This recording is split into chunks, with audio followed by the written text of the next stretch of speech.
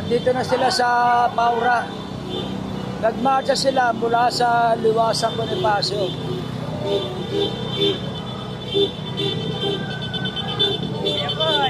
Oh, okay. Oh.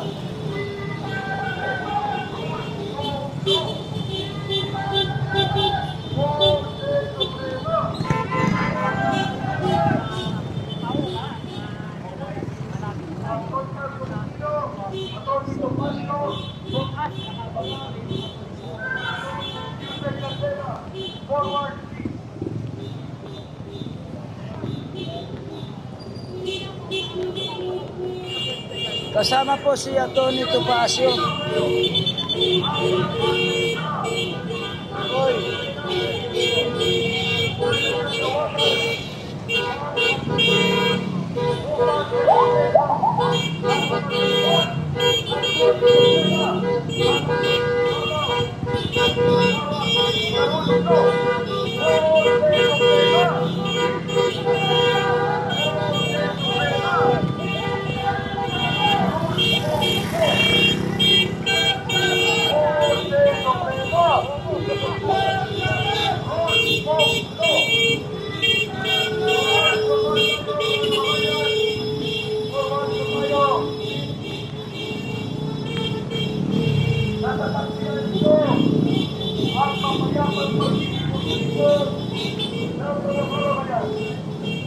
Ito po ay manawagan ng pagkakalita ng taong bayan na dapat mag-ibabaw ang saligang batas.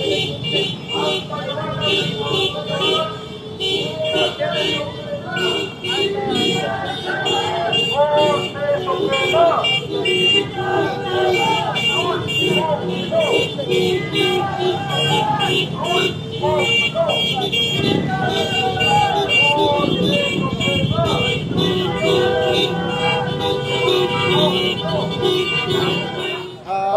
Yung yata yung pinadala mo sa grupo, sir. Oh, yes. Actually, yun eh. At ano yan, napikong ka na kay Gadon? Hindi, na-scandalize ako as a lawyer and as an officer of the court. Mali naman yun. Kaibigan ko yun actually. Malimit kami magkantahan doon, etc. Kanya lang, medyo lumabis na. We are friends, but I'm an officer of the court first. Eh, anong po sinapan nyo? Indirect contempt. Indirect?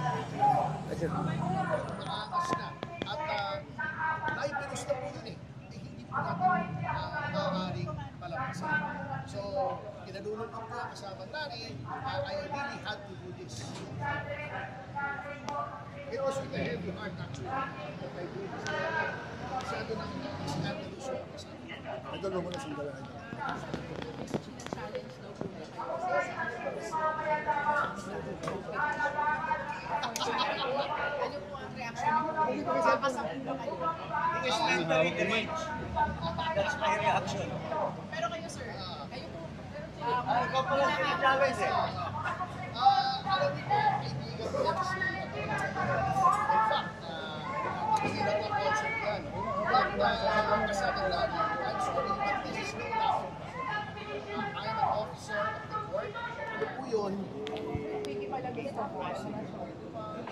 Wag shorty eh, natatamaan ako eh.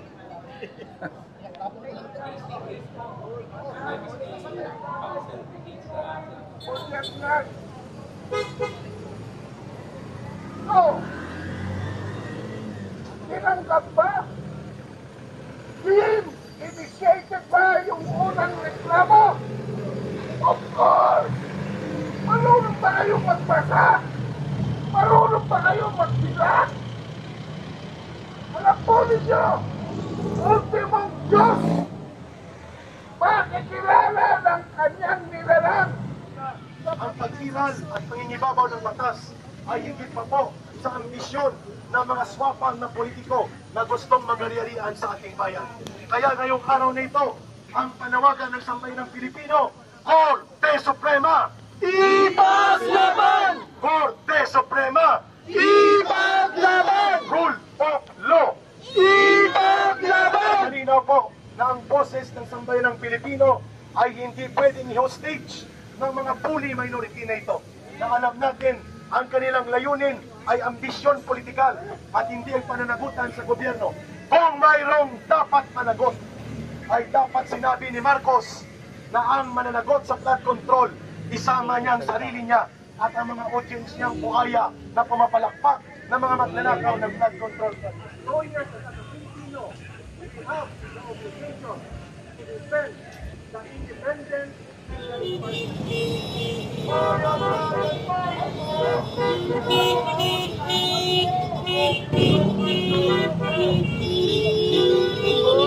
Yeah.